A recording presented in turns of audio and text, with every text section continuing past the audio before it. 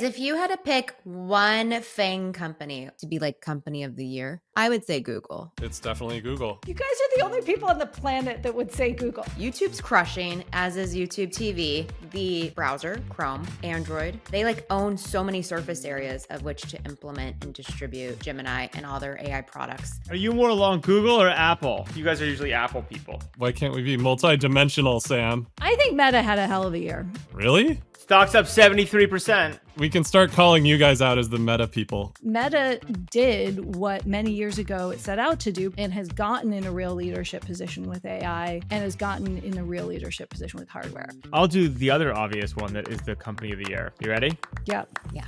More or less. Is it no or is it yes? We'll debate the text that's best when we get more or less. Dave and Britt plus Sam and Jess. Put it all right to the test. More or less. Welcome back to another episode of More or Less, our official last of 2024. Not our last. Not our last. Of 2024? But there's still going to be more that come Last out. of 2024. Oh, I'm sorry. I didn't read the Slack message correctly, guys. Sorry. Keep tuning into the feed. Keep checking us every week. Actually, yeah. Now I remember. Wait, how are we producing content? Britt, have you made like AI? AI? Oh my God. Duh, Sam. What else do you think we're doing? We have a great plan. The best 2 episodes of the year are about to drop. Until then, you get us. Jessica, Britt, Dave, and Sam, can you please describe what you're wearing for those who can't see on the video? All I can say is God bless capitalism. It's like, it's unbelievable. It's like you literally type whatever you want into this magical box and someone has produced it and will ship it to you. So Okay, I so- wanted an Ewok hat and it's like literally a day later, what do I have? An Ewok hat. It's incredible. Why did you want an Ewok? Is this from Temu? No, I don't use Temu. What am I? I'm not a peasant. One of my 2025 predictions, little sneak peek, has to do with Temu and Amazon. But I'm going to leave it at that to keep you in suspense. Oh my God. I can't even right Wow, now. Brent really brought it in terms of the predictions. Okay. I did my so- homework, you guys. I'm glad one of us did. So here we are, mid-December. Sam is wearing an Ewok hat. I would like you Again, guys it's to know. incredible. You literally type whatever you want in and they'll ship it to you. Do you realize Britt funded a company that not only I was does gonna this, say. they make it for you. So Yeah. you're like selling, right now. Yeah, This thank is you, good. Sam. But someone else has already made it. I don't need it custom. But there could be so many variations. And especially don't when need it. Chinese companies get banned, then what are you going to do, Sam? Oh, that's interesting. So this is a China ban strategy. I Yeah. like that. Uh-huh. I like that. See? You're fun. So your thesis for 2025 is China gets banned, and so Americans are there hand stitching their Ewok hats and selling them one at a time. For like double the price. Yeah, you have to pay more. Are they using the putting out system? Is it like the 1700, 1600s England? Early Yeah, we're in- going back to OG America next year. That's actually, maybe that's what it'll be, is that your 2025 prediction is that with work from home and the end of Chinese imports, we're going back to the putting out system where some man will come by with thread and will like weave Ewok hats and then they'll pick it up later. Britt would be the only one to survive in that world, guys, just so you know. We would all die. I am really excited What type to get. of putting out are we talking about here? Okay, that's a good one, Dave. Yeah, Dave, you have to Google it. It's not that kind. Not the teenage boy style. OnlyFans is already in the putting out system. It's just a different. It's like we're gonna bring it back for our Ewok hats. No, that was like Sam and I took a incredibly, I guess we both really liked our economic history courses at college, but it was that really brings me back. This is one of the great moments of our relationship when we both got A+. Yeah, well, someone started the year with A+. Someone else dragged this person up with competition. So you're welcome. Ooh. It is true that when Jess and I started dating in college, I had like a solid gentleman's Harvard A-B+ average, and she had straight A's. And then after we started dating, I don't think I got anything less than an A for the rest of school. And it wasn't great. Inflation was welcome. happening, but not that quickly.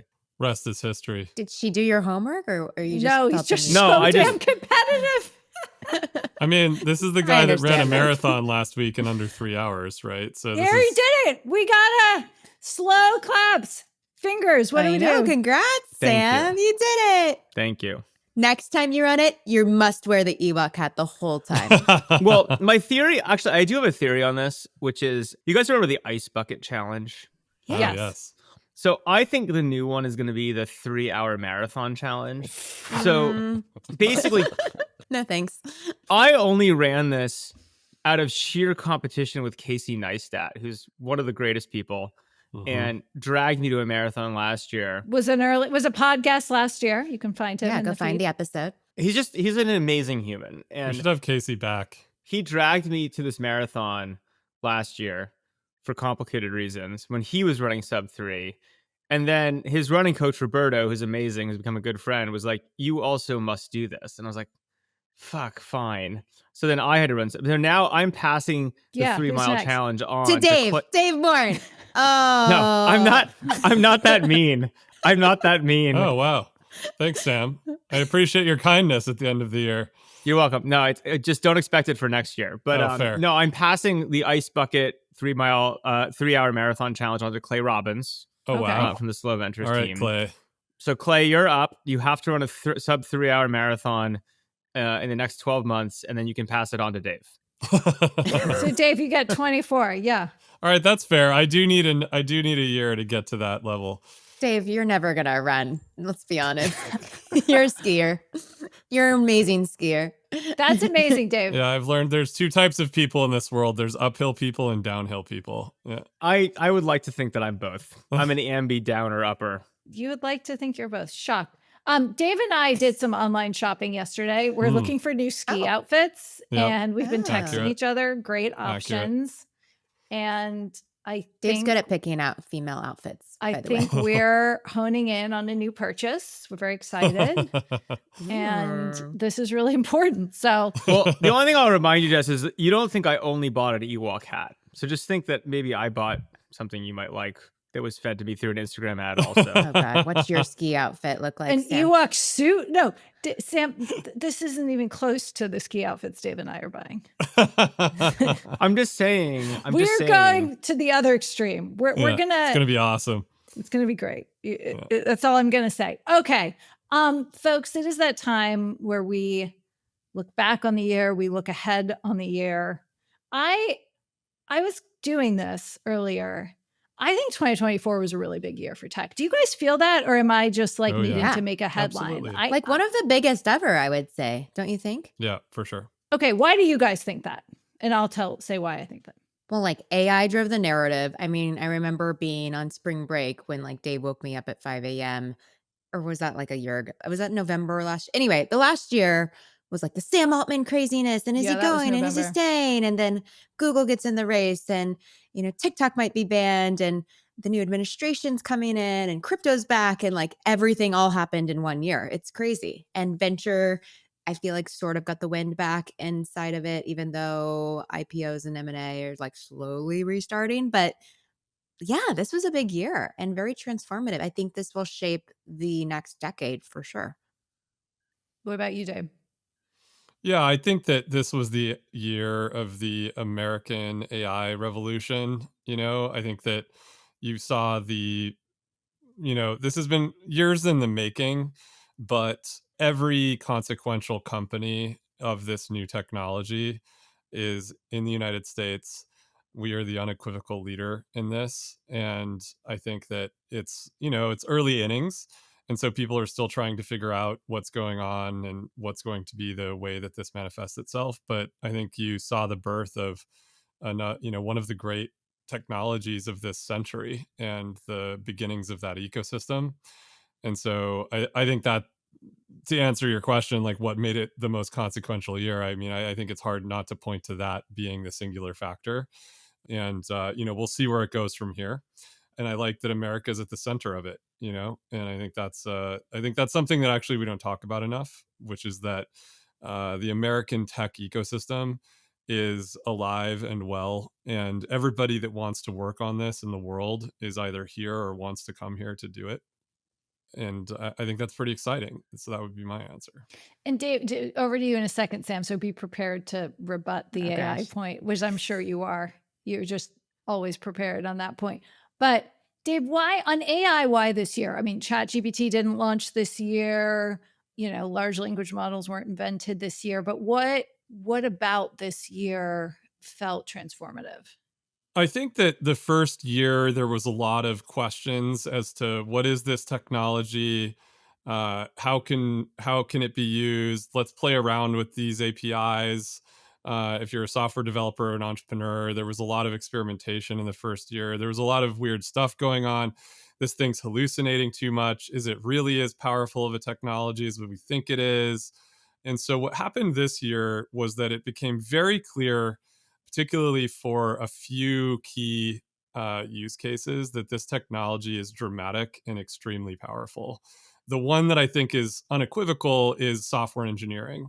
Software engineering just had an absolute breakthrough this year, in terms of that AI can write code, it can build basically almost anything.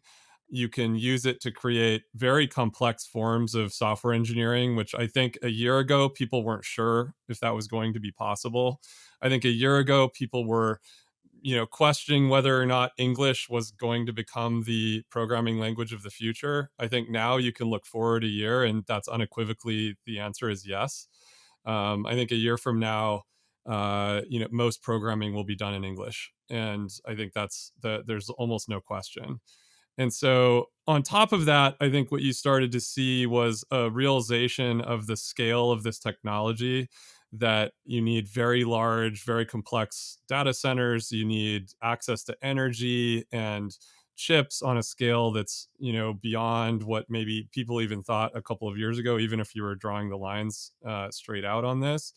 And you started to get a sense that this wasn't going to just be this big data center driven game, but that companies like Apple are bringing this down to the chip level, on device level, that this technology really is like completely horizontal and operating across the entire stack, and is a tool that you really can't afford not to use, whether it be as a startup or a business of extremely large scale. This is going to be applicable just all over the place, as a general technology, almost like electricity or the internet. And I think there are still many questions about what that means for, can you build a business just in this realm?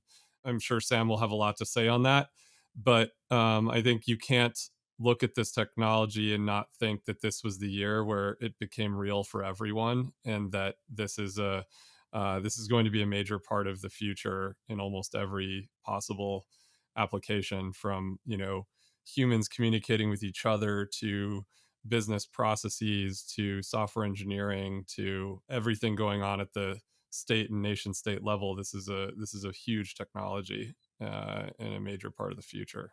Yep.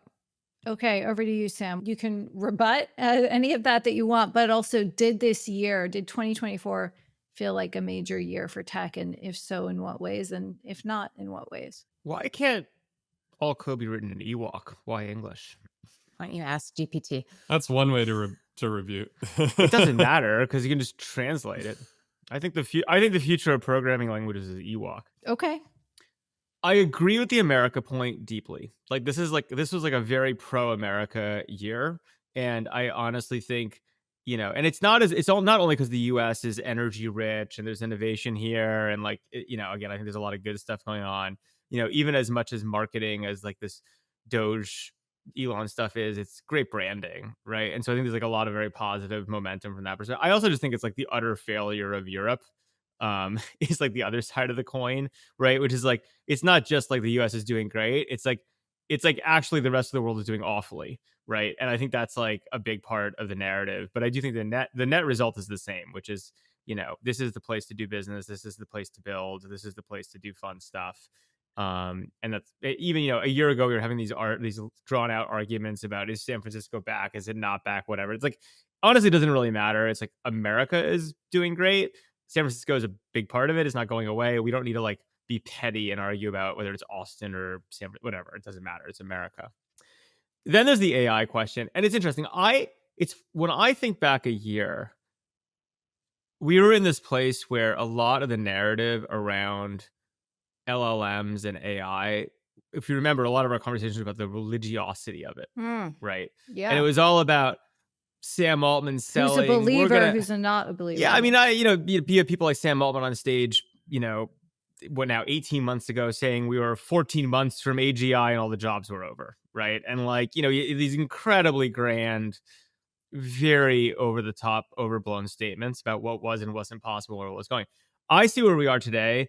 And like, I think what happened this year is everyone just got a bit more real in general. And like, you're like, yeah, it's like a great set of APIs, right? It's going to make small businesses more profitable. It's going to make Facebook and big platforms more profitable. TBD on what it means to be a software company over the next few years. I'm nowhere near as bullish as Dave that like all software engineering goes away, but yeah, like make some software developing and faster and cheaper, no question, right? Like, and so I just feel like this is a year of just like realness on this stuff. It's like the numbers would say, remember a year plus ago, even the OpenAI story was, it's all about the business APIs and the platforms, right? Like that the future is business, and like Google will get Chat GPT, but like business is the future, and like everyone's gonna eat. Now it's like, the business stuff is kind of commodity.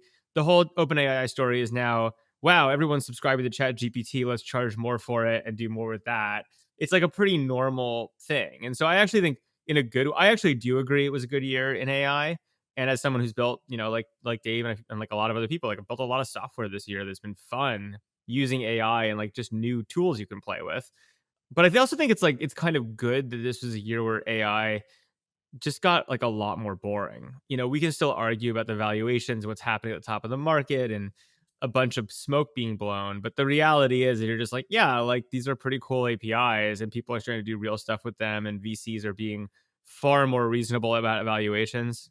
So, finally, even I have invested in several companies that have quote unquote AI because, like, one, they're not pitched as they're not pitched as AI companies, they're just Yeah. companies. Mhm. And the valuation isn't infinity because I said AI. It's like an 8 post. You're like, yeah, that's a company. That's an 8 post. It's like we can do business on that, right? And so that's kind of what I see. And I think going into next year, I'm also very bullish about it from an American standpoint. I think a lot of good stuff will get done. I think people are seeing lots of ways to build companies. And I just see like this kind of like sobriety and rationality coming back in on a lot of stuff. There'll be exceptions. OpenAI will raise some retarded round. It's not going to be totally rational, but it feels workable, is what I would say. In a way that I would argue a year ago, the entire narrative and a lot of what was going on just was not workable. That makes a lot of sense to me. What about venture? You look back on the year, 2024 was the year I had that a great year. No. Me too. Guys, I just Good. hope you all understand what my life is like. All you listeners Yeah. out there. I think I get 4 words in. Okay. And usually Sam is, well, he's not usually wearing an Ewok hat. Okay, fill in the blank. Besides the year of, Sam Lessin, It's like declaring victory. you get an Ewok hat, and you get an Ewok hat, and you get an Ewok hat. That's how the venture capital year went. I just don't even know why I need an Ewok hat. Like, what am I missing? But okay, Dave, you start this one off. 2024 for venture was the year of what? What defined this year? I think I agree with Sam that the ecosystem got rolling again in ways that are positive. I mean, I do think it's still the tale of two cities. I mean, even as recent as like the last couple of weeks, there's like a lot of put AI in the title of your pitch and you will get a 100 million pre-round, which Who's doing that? I mean, there was one last week. I mean, there's a bunch of this still going on. Those right? idiots still have money to give out? I guess. But I think that at the in the seed part of the ecosystem, I think there's been a lot of pragmatism and I think disciplined capital deployment into good businesses, just like Sam was saying. And I think that's made it a fun year in terms of what's going on. I think it's for a lot of the same reasons that I was talking about as it relates to AI. I think there's just a deeper understanding of what's possible with this technology. I think there's also some other cool things going on in more technical realms, like space, there's a lot of really cool things going on as it relates to small businesses and the empowerment of the small business entrepreneurial class. Obviously, Sam can speak much more deeply to this than me, but what's going on with creators is very cool. And so, there's a lot of interesting stuff going on. I think you also saw the macro environment shift reasonably this year. The Fed shifted directions, not dramatically, but enough such that capital started to, I think, move again. It would be great if we saw that shift even more, but it seems as though inflation's somewhat stubborn right now, and so it's a good neutral place to be in. You've got a venture ecosystem that's moving rather than being blocked. Yeah, I mean, I will say that I do think, in terms of what happened this year and what's coming next year in venture, I think one of the big interesting stories around LPs, Hmm. because my basic view is like a lot of this year is the last year of a bunch of these like crazy town funds that were raised. Not necessarily the ones that aren't really even venture capital anymore, like A16Z, but like there's 1,000 seed funds and like everyone's deploying. And I think this year was like everyone knew it was coming in terms Yeah, of it's certainly true. rationalization, but like those funds started petering out. And I think next year, if you're not a serious fund, you're not going to raise capital. I think everyone's kind of stepping back from the Crate Town games. Yeah. And so I just think that's also putting pressure to re-rationalize the system a bunch, in a good way. So that's kind of what I see. I think, Sam, to your point, my hope is, and maybe you were posting about this or someone, I don't remember. I saw somebody posting about just this sheer scale of like the Databricks round this week was That being. actually, Yeah. for once, was not me. I didn't post once about that. It might have been Will The Quist. information broke that round, so you probably read about it weeks ago. The fact that we're even referring to this as a round, Yeah. What did they raise? 20? this is not venture capital. Oh no, right? sorry, they didn't raise 20. They valued it at like 60 something. It's basically Yeah. half an open AI. Yeah. And so I'm hoping that next year is the year where, Sam, you said something kind of offhand a minute ago. You said, what A16 and these guys are doing is not really venture capital, and everyone knows that. It's still not being referred to that way. I think you've been making the point that real finance is now just, venture capital is becoming more like real finance and vice versa. But we still haven't really rationalized how to talk about this, and people are still referring to venture capital in a whole bunch of different ways that like aren't accurate. And I think that's like something I hope that we can get a better resolution on next year. It's interesting, Dave, because like one of my jobs is to figure out my reporters' beats, right? And figure out how to define what a reporter covers and what they focus on and like how to structure that. And we've always had just fabulous venture capital reporters and really led in that area of coverage. But our venture capital reporters, they're in the UAE twice a year.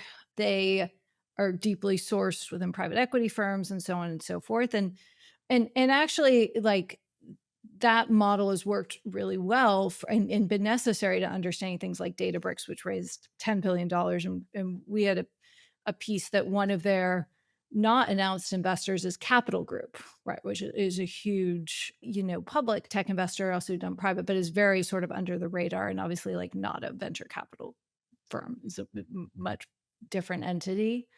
But how I can tell you how I'm thinking about it into next year, which is like, how does tech get funded, like broadly, and who are the players and entities, if you think of all these next technologies, which by the way are way more capital intensive than the Instagrams of prior years, but are all of a sudden our space, our defense, our AI, right? Quantum.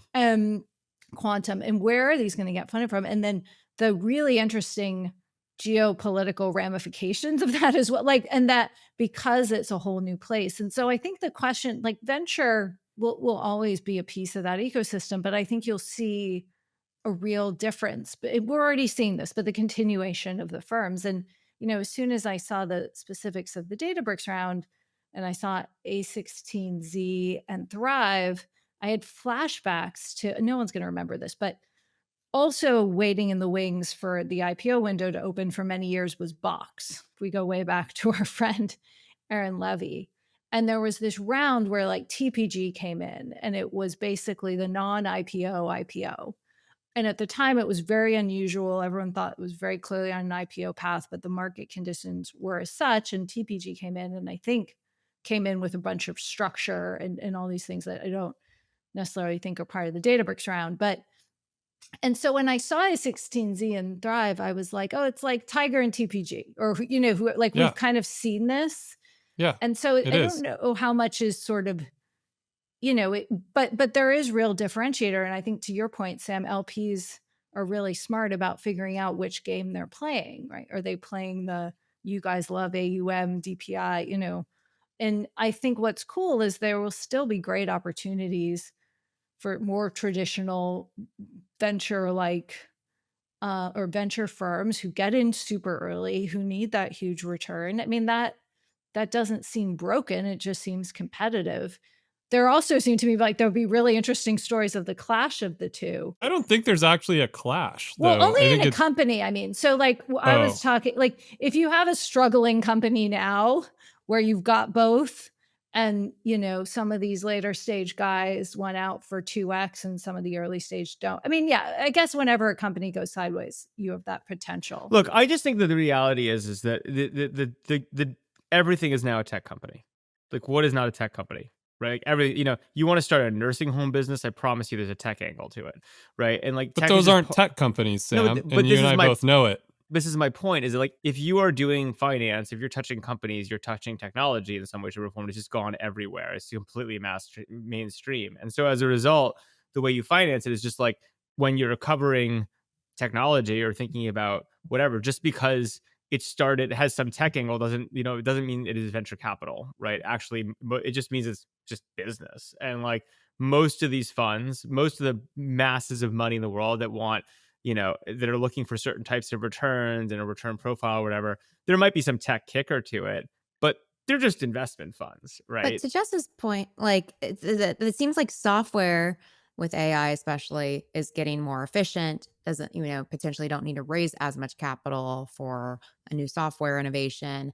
But deep tech is this space that's like massively growing. There's quantum, advanced materials, biotech, like space tech, and that requires significant amounts of capital, as we all know. And early stage firms can't really participate that meaningfully. I don't know. I think it really depends on the curve of capital need. It's not like company cost X billion dollars. It's like you have something from zero. The question is there an opportunity with an incredibly high multiple to turn over a card, right? Mhm. Cheaply, which proves something, which unlocks a whole new game. And like the reality is that first card flip unlock is frequently it should be very capital unintensive. Some of them are very intensive. You want to build a space station, fine. Like you start with, you need the big, but like, I think that the VC game has always been cheap card flip that then changes the valuation. It hasn't though. Like the history of the venture capital industry is actually semiconductors, which were very very expensive. Well, no, not No, no, no, necessarily. no. They were taking risk on research periods that they weren't actually that expensive, Jess. Yeah. Like it was more that the risk of it was unappetizing to the broader market, right? Like people didn't understand the technology. They didn't know how to interpret the risk and what the scientist was capable of. But the tech was cheap. It to start, yeah, the original, and scaling it wasn't cheap. That's the big difference. There's really scaling something and flipping a card, right? Yeah. And so the card flips. I mean, the original like Kleiner firms, like the early firms, they were tiny. Super They were small. like much smaller than Slow Ventures is. I think first one was 8 million. Even inflation adjusted, they were much smaller than the funds we run are, right? And the point is, the reason they worked and they were interesting because they basically had a way to think about risk and reward that was different, and they also had different goals, right? And then you had these infrastructure type players that can kind of scale. Now the interesting thing is, in the modern finance world, traditional banks are kind of out of these types of games, right? Like even you think about like what a traditional bank will find, they're not going to finance shit, right? Like they're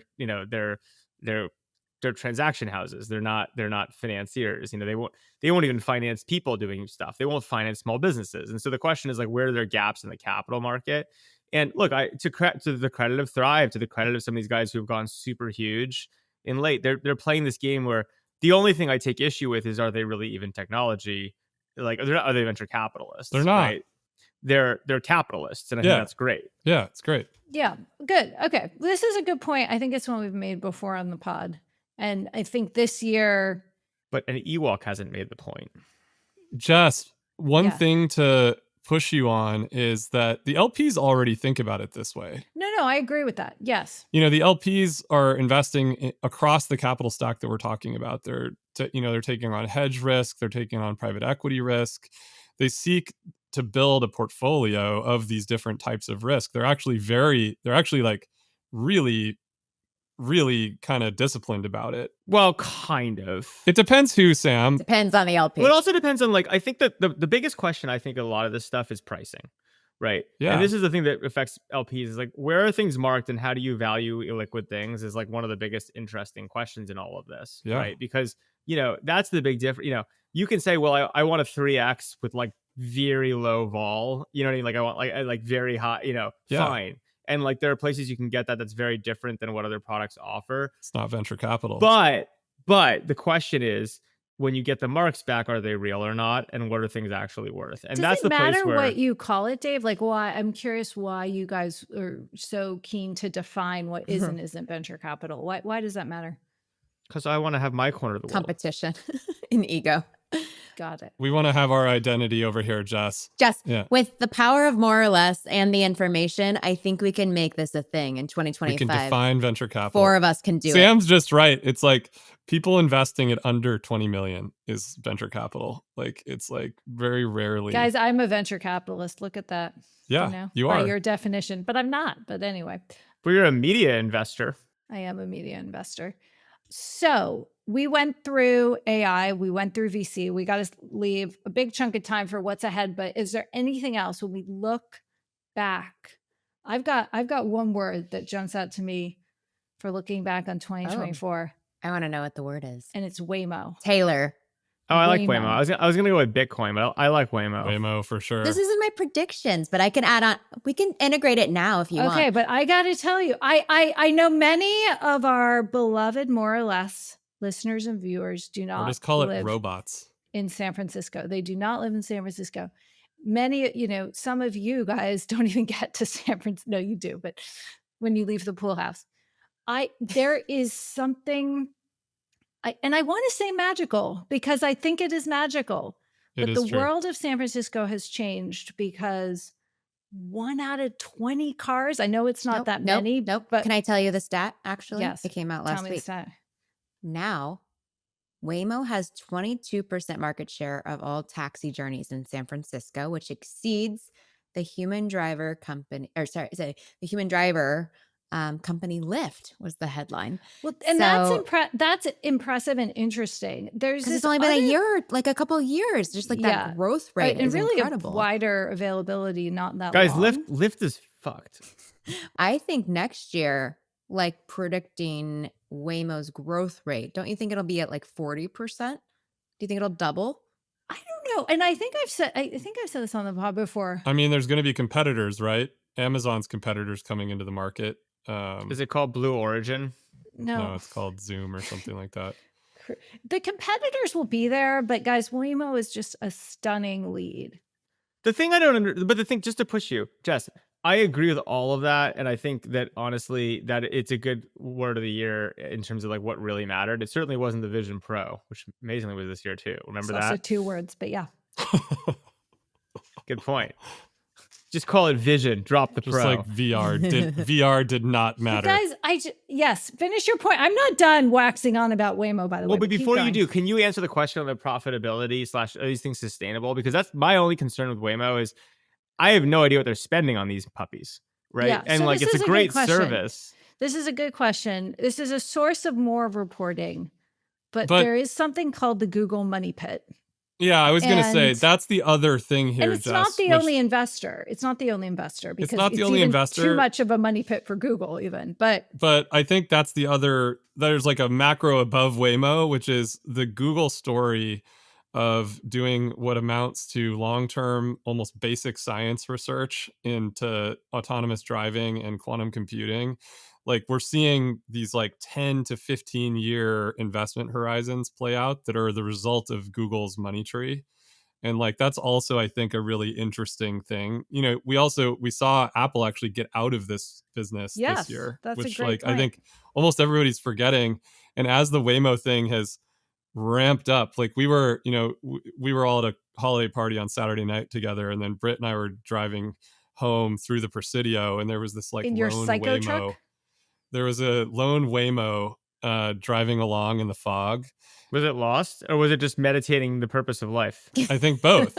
But it was like, I was just like, oh, there's a driverless car like driving through the fog. You know, it's like pretty Guys, wild. I love these robot cars. Like they all Guys, if you had to pick one FANG company or like Magnificent Seven, if you want to expand it to Microsoft, to be like company of the year Next year? this No, year, last wouldn't year, you yeah. have said Google? I would say Google, and not just because I'm an Yeah. ex-Googler. It's definitely I Google. think the quantum stuff You guys are the only people on the planet Yeah. that would say Google. Okay. on the so- planet. What? Other than what? NVIDIA? Meta? Well, we can unpack this. Okay, Britt, this was actually my next question. I just wrote it down. We're so in sync. I just want to say, though, because no one let me make the point I wanted to make about Waymo. The market share figure is impressive.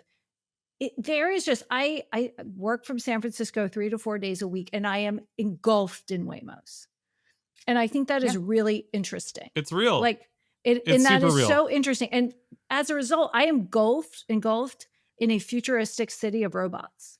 Wait a Like- minute, but Jess, don't It's you remember real. 3 years ago you were engulfed in bird scooters? So like, let's not get too excited. That's true. That's true. That's true. But I mean, that's Interesting true. point. And The difference more- is it's very hard to take a Waymo and throw it over a bridge. And the difference is Google is bankrolling one of them and yeah, not the no, other. that's good. But you know, and look, but and that is a good point, and that's why the conversation and reporting has to go towards the business at this point.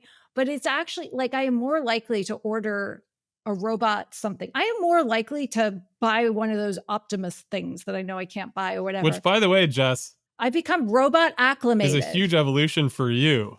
It is a huge evolution for me. A year ago, you were like, I will never get in one of these things. Yeah, because they couldn't turn left. Yeah. I remember you saying it on the pod. I know. The evolution of Just Lesson happened this year. I sometimes want to make up things to do in San Francisco to take a Waymo. So You're not alone. I've heard that from many people. What if all the moms, what if a huge part of their market is just moms who need to escape their children and husbands and like just need quiet quiet. space? Like I just like embrace the robot life. I'm just gonna go on a 1-hour ride to get away from everyone. It's like a room. It's like instead of getting those conference rooms in your open floor plan, you just get Waymos and drive in circles. yeah, product idea. Can I just book a Waymo and say I need 30 minutes?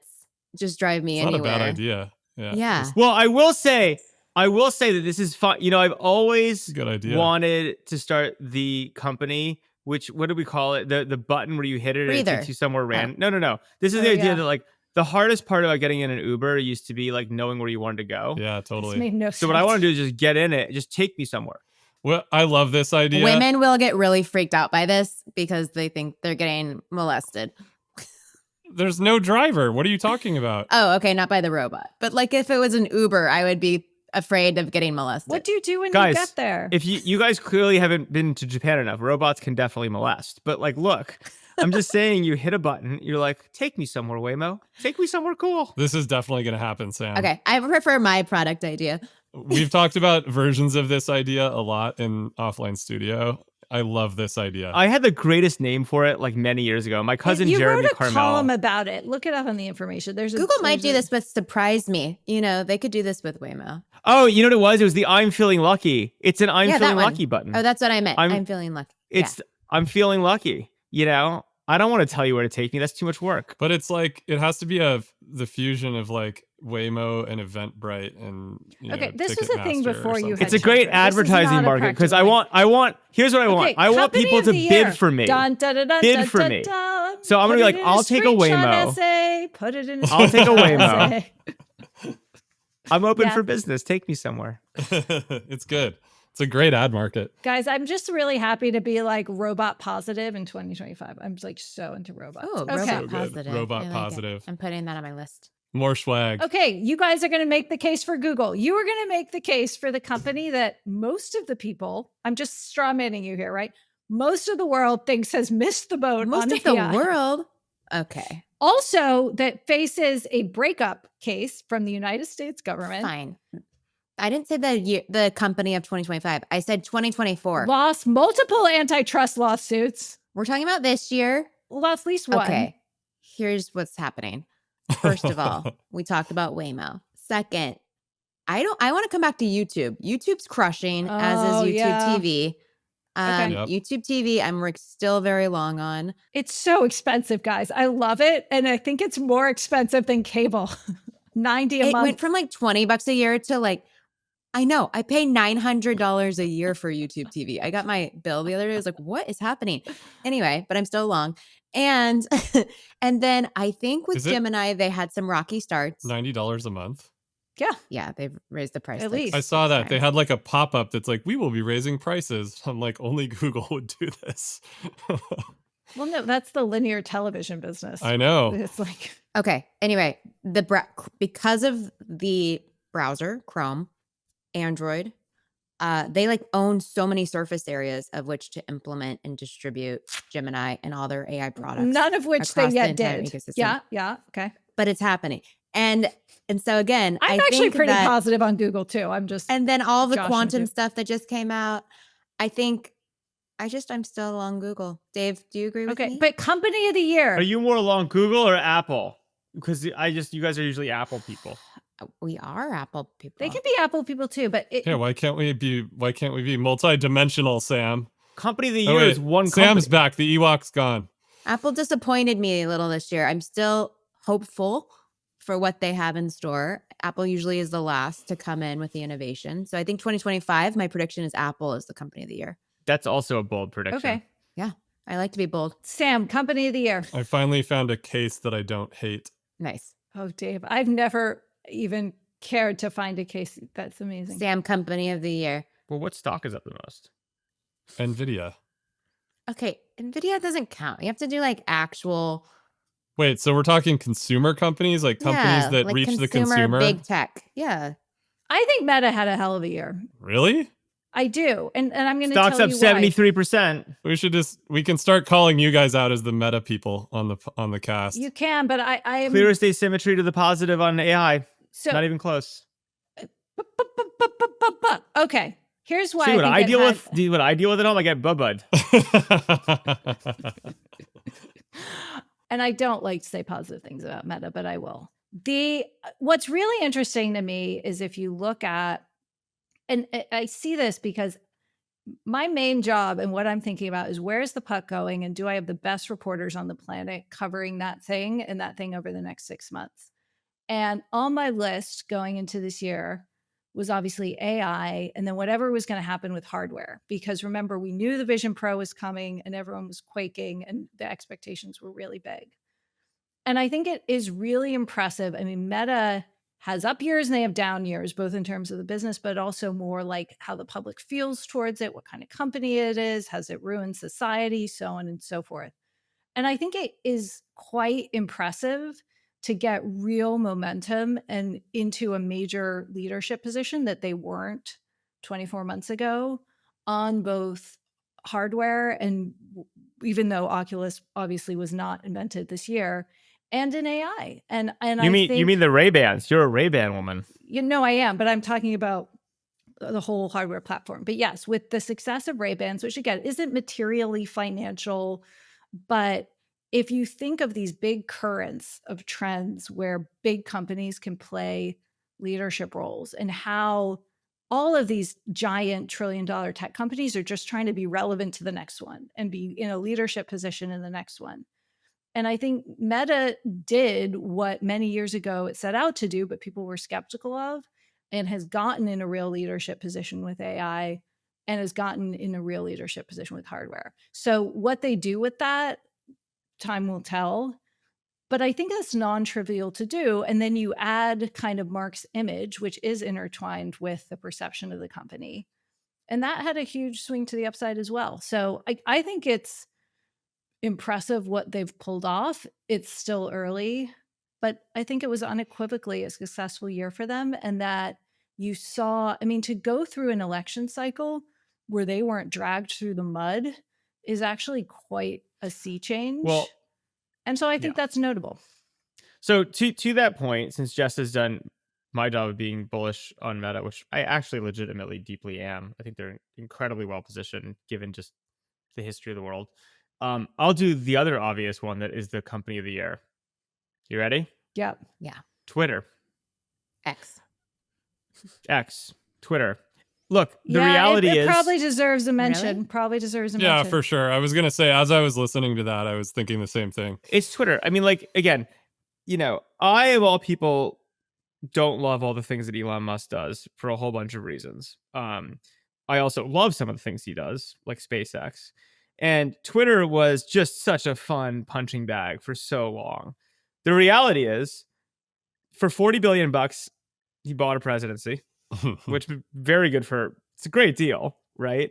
40 billion plus 250 million. So Yeah, it's a rounding error. Yeah. I mean, like, but it's like a Remember, great deal. he lost his comp package of a gazillion, so it's really It doesn't even matter. And by the way, it wasn't 40 billion. He didn't put 40 billion in. No, not even close. It's like it's whatever he paid plus whatever he got the banks to throw in for free because Yeah. they're never getting that. But like, I mean, it's like it seems like 1.2 to me. yeah, and then on top of that, the reality is even if you just set aside the political narrative and the whole 9 years, here's the reality.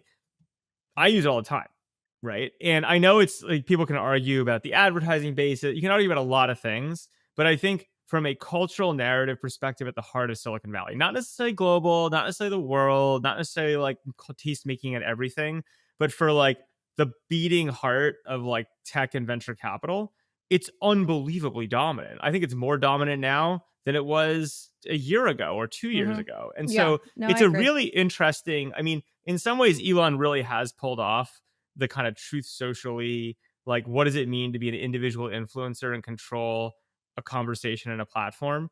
And look, I just, you can hate the game, don't hate the player on this one. Like, I think the reality is like, it turns out, and it feels a little Hitchhiker's Guide to the Galaxy to me, like Zaphoid wandering through, like doing crazy stuff and it working. Which Or is his entire mental model. Yeah, I mean, if you Elon Musk is basically Zaphoid. Feeble box. Yep. And like, and I don't know. Like, I gotta say, like, when you say what changed the game, and I will say, last thing in terms of me actually giving positive shouts to Twitter on this for a second, I have to say the other thing that people aren't noticing is for all the BS, they're actually shipping a bunch of stuff pretty quickly, right? That's like none of it's like amazing, right? But the fact that they're shipping, you show up, there's like some Grok thing or whatever. Like, I give them credit from where they were. Yeah. Okay. Just to like chime in here, I'm looking at the numbers and their monthly actives have actually declined this year, as has the engagement rate. That's possible if you look globally or not. But I would say that if you looked at the, how about the total wealth and power of the people who use it, it's through the roof. Yeah. Right. And so I actually think you might be just looking at the wrong thing, which is it's not a mass market thing necessarily. But if you said for $40 billion, you get a network at the center of tech media and finance and the reverberate. And by the way, the journalists all paid plenty of attention to it. Right. And like Yeah. can Oh, control it's the And narrative. the right-hand seat to the presidency. It's like a hell of a play. It's a hell of a play. Also, all those people who left it are back. It turns out it's super sticky. Who knows what the business is doing? I'm actually interested in that, but it's sort of irrelevant. And look, I agree that the ads are down, but every other tweet in my main feed is Elon. And, that's the ads. The ads are Elon, right? And like, good for him. If you have $400 billion and you want to control the center of a narrative, like I don't hate it. I actually think it's pretty impressive. Thinking of Elon's posts as house ads really actually makes That's me what they understand are. the platform a bit better. But it's no, it's interesting. All he did was bulk buy ads on Twitter. He bought $40 billion of ads on pretty Twitter good. in That is one funny. shot. Without an ad agency in the It's middle. like buying a restaurant. Yeah, it's fascinating because I think there's a lot to be frustrated about with the product, but I agree with what you said, Sam. It is even more in the zeitgeist, the whatever you call it, as before. Yeah, that's notable. Dave, do you want think to? the thing that I'm keyed in on is, Britt's point about Google and Sam's point about Twitter/X is, which companies shipped the products of most consequence this year, right? And I think it's pretty hard not to look at Google. With Google Gemini? shipped, quantum computing, they shipped Waymo, they're, They all the didn't things that we're ship talking quantum about. computing. I mean, the stuff that they output this year on the quantum computing vector is like pretty important. It's really important, but it's also like early Yeah, sure. stage. And I Sure. mean, But I mean, this stuff that happened over the last 2 months is non-trivial in that realm. I think that X, same thing. Like they're shipping a lot of stuff. Meta, like I think it's actually pretty hard to say that Meta is a AI leader. Nobody's using the AI products that Meta is shipping. Like they are not used. They are using AI infrastructure to deliver their advertising business, to make it rain. Yeah, and that's great. yeah, that's a good point, Dave. I mean, I think that's the big question. Like, can they build up a business org and developer org around Llama and partnership org? That's a good point. And like thus far, the answer is no. And Llama is being used by. Is it no? Yeah, it is no. I mean, Meta has no AI product of meaningful usage. To that you, I I just wonder. I don't actually know. Except itself, and I don't think that can be discounted because if you look Yeah. at the use of its own assistant, It's the AWS story. You start by having your own problem. Yeah, but yeah, look, yeah. I'm even though not. that story is not true. But but Dave, I just think I hear you from a consumer perspective, and I think the interesting story of the last year was OpenAI pivoting from a like the consumer story is whatever, but the story is APIs, business platforms, to flipping and be like, no, the story is ChatGPT. We're a subscription business. Yeah. That's what we're. So they flipped their narrative. Yeah. Meta's narrative Went the has, other way. I think, always been like, we're gonna sell this to like Accenture. Yeah, I And, know. like, it's for people who want to control their models. Like you 100%. consumer, who cares? But like, so Meta, I just Meta don't, took I the don't, Microsoft strategy, and I just think that that's. I don't have the confidence that that's not going to work, right? Because I do think the open source angle to it matters. Yeah, look, I understand, and I think Meta has always been sort of Microsoft strategy centric in terms of the I worked there, like you worked there. It was always sort of that way, and they're killing it on that front, right? They build these platforms, they're useful in all these different ways. I think Sam, you knocked me for liking that sort of Apple consumer centric point of view. I love vertical integration, right? Like I love delivering products to the consumer directly, and so like I'm always going to look at it through that lens. And in that way, I think ChatGPT, you do have to give them some credit this year. There was a lot of competition from the likes of Anthropic and from whatever Llama on the developer front and the enterprise front, and Elon lawsuits. I mean, it's like crazy the narrative about ChatGPT this year, but it's increasingly a part of my life and everybody's life that I look at around me. People are using it more and more every day. All the developers that we're looking at investing in, you're seeing it as the API that everybody's using. People talk about using the other ones, but despite Anthropic maybe having better software engineering models or Elon building a bigger supercomputer, ChatGPT continues to be. You could think of ChatGPT as a wrapper for NVIDIA. So this sort of fusion of GPT and NVIDIA are I don't think you can ignore as a big winner of the year. Yep. I cannot find faults with these suggestions in the sense that I think this speaks to our point. It was a good year for a lot of companies. And a lot of what I think, and I'm always looking because I think next year is going to be a potentially huge year, is like what set people up. So let's do a couple predictions. 2025, what will it bring? Sam, I'm going to start with you. Bitcoin 200,000. Is that a real prediction or a wish, a dream? Solana, what? A lot. Many Solana. Look, I think, I don't know. Do you think Solana and Bitcoin maintain growth parity? Ish. Is what I would say. I mean, I think like there's going to be, I would say Solana ETF, which will be great. I agree with that. And I'd say Bitcoin will be owned by more governments globally, which I also think is net good. I mean, I think to me, those are probably the needle movers in terms of how I think about next year changing. Everything else will just be more of the same. I think there's good business to do. Okay, Britt. Okay, we started out with this one, which is less foreign brands on Amazon. Do you know a third of Amazon's sellers are Chinese? And so even if you reduce that in half, that's going to like significantly change the way that Americans buy and who they buy from and what the quality is like, what the prices are You like. think they'll get kicked off from a regulatory standpoint, or why? The government doesn't seem to care. Minimum, I guess they'll get the pricing will have to change because of tariffs and everything else, Because right? of your Yeah. putting out system. Yeah, The Chi- exactly. The Chinese will ship you raw materials and ask you to assemble it in America to avoid tariffs.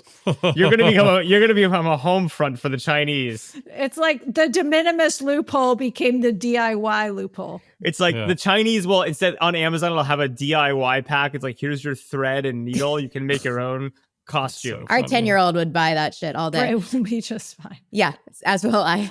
No, but I think like the influx of, more American manufacturing, more domestic brands, it'll be really interesting to see how the new administration takes shape and sort of starts pushing some of those things out.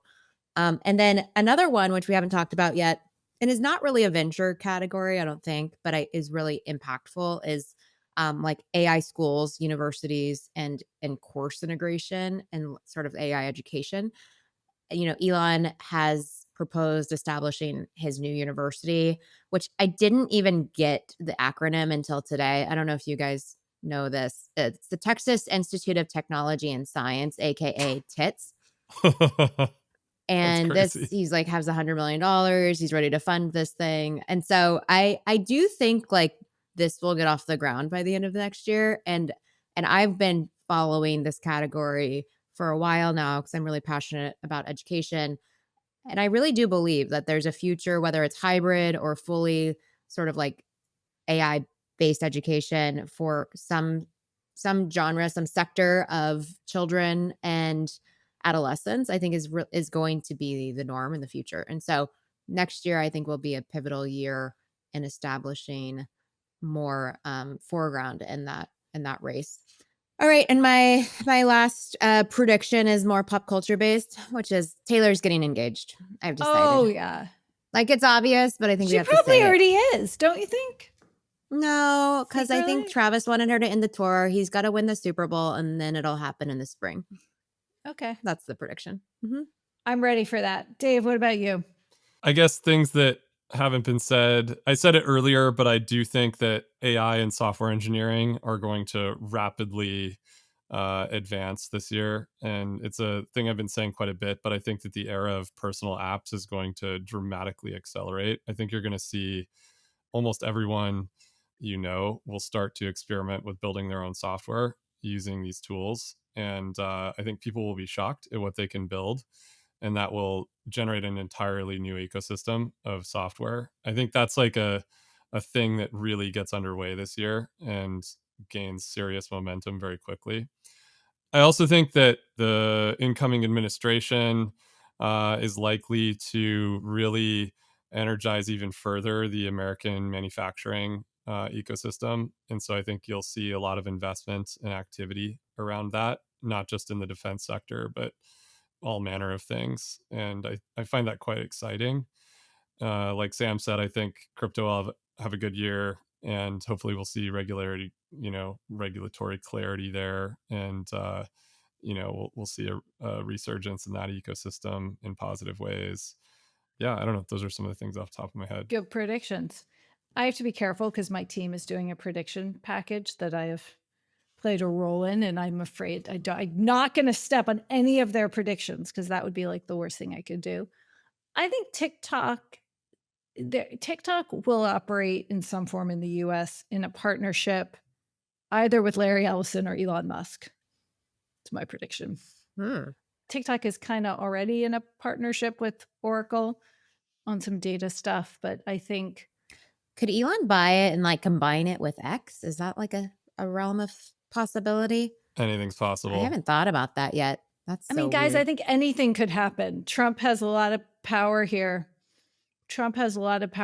So I think that is one This is more of a theme / prediction, but it's been amazing to me just the last couple of weeks how all of these AI leaders, and I think you're right to point out that all their technology isn't necessarily deployed at the same level, but the companies that are investing big in training models are like vertically integrating.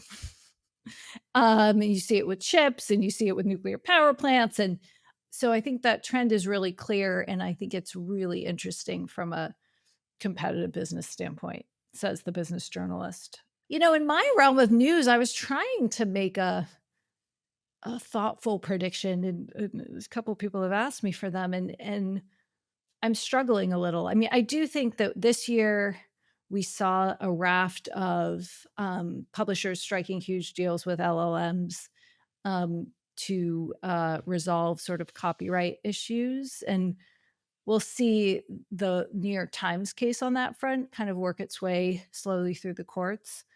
And I sadly kind of think that this year, like, the idea behind some of those deals is it will bring forth all sorts of new product innovation for news and other things. And I think it won't. I think basically these companies will be happy to pay the checks and take the checks, but that once again, a lot of publishers who are looking to OpenAI and others to solve some of the slowdowns in their business will find that they have other priorities. So I don't know that, and maybe that's okay. Like I wouldn't want it to feel like a distracting year of a lot of on the publisher front. But on the flip side, I think the news cycle will be so extraordinarily intense that the large publishers networks will get some really big tailwind traffic boosts and all of that. And so I think the strong will remain strong, and then all the struggling ones will continue to fall out. But on this sort of intersection of publishers and AI, I think it's going to be pretty quiet Yeah. on the innovation front. I mean, I just think it's going to be incredibly exciting. Don't you think there's going to be like one big digital health or just health innovation too? Like, I feel like we're going to solve Oh, like a what are we big going to be health thing. wearing? Like What Ozempic was gadgets? we didn't talk about Ozempic. That was also then I like, have one I think the pop story of culture the one. year. Okay. But I agree, think Britt. There's health mental stuff. health or cancer or like Alzheimer's, like drug discovery. There's going to be some serious breakthroughs. Health is going to have a big year next year. Yeah. Yeah. That's interesting. That's cool. I was unaware of health's big year. I feel like, Oh, yeah. Britt, we have a little bit too inside of a track on this. So we're sort of predicting our We own know of book. like two really, really, really big things that we Yeah. can't talk about yet. Yeah. Well, that is And I great. think it's I'm gonna pro happen health. next year. I think sleep had a big year too. Did sleep have For a sure. big year? Sleep and weight loss. Yeah. Yeah, and food. I think that people are waking Food. up to that the food system and the not just the system, but the message that they've been told about food has basically been a lie for most of their life, and that there's a So Dave, this much is better way to one- eat. Not to go all trad wife here, which obviously no one would accuse me of being. And I say accuse like I part of me is very admiring. I just like that you know the term. Oh, Dave, you should see my text threads. I have some ideas, and I'm kind of going down the chicken coop path because what else would someone like Oh. me do? But it's very intimidating to try. It's very and- intimidating to eat healthy. It is. No, to like if raise It you is. your know- own chickens. guys, now that Sam has left this pod for Randomly, reasons, Sam just dropped. So we either bye, Sam. pissed him off, the Wi-Fi that I happen to be on as well is down, or someone just showed up at the pool house who's more important than us. Most likely true. Sam, we buy like whatever the fancy eggs are, and Sam sends me a text message. We can't eat these eggs anymore. Like, okay, why can't we eat the eggs? Turns out TikTok did a takedown of these eggs. He Okay. Oh my apparently God. doesn't use TikTok, so I don't know how he knows this. And so all Yes, of he a does. sudden, and the Lesson household, we go through a lot of eggs. Our 3 grown boys eat a lot of eggs. We eat a lot of eggs. So Sam's doing the math of how we can procure our own eggs. And I'm like into Oh, dear this for God. 5 minutes. And then Lucky, our dear friend who's a farmer, looks me in the eyes and he goes, "You're not ready for this." And I think he's right. I think Bill saw into my soul and decided I wasn't yet ready. So maybe I'll take some baby steps, but apropos of your food issue, I would love to think about this more and think about it for my kids, especially more, but it's kind of intimidating. Yeah. The math doesn't pan out. I already did it. It's easier to just buy them at the store.